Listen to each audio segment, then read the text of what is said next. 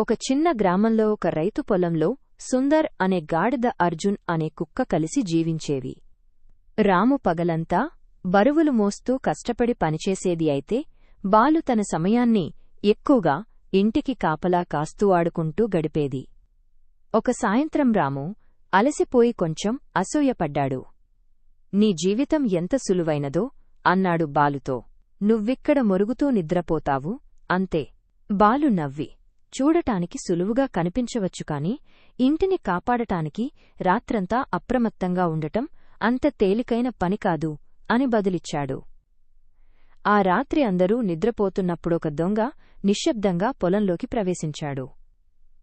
బాలు గట్టిగా మొరగడం మొదలుపెట్టింది. దాంతో రైతు మేల్కొన్నాడు.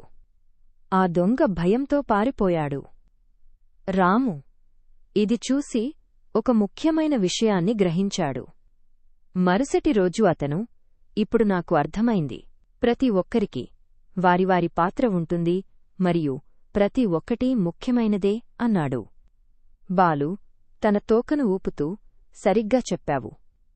కష్టపడటం అనేది ఒక్కొక్కరికీ ఒక్కోలా కనిపిస్తుంది అన్నాడు. ఆ రోజు నుండి రాము మళ్లీ తనను తాను బాలుతో పోల్చుకోలేదు. పైగా వాళ్ళిద్దరూ మరింత మంచి స్నేహితులయ్యారు. నీతి: ప్రతి పాత్రకు దానికంటూ ఒక విలువ ఉంటుంది. ఇతరుల పనిని ఎప్పుడూ తక్కువ అంచనా వేయవద్దు.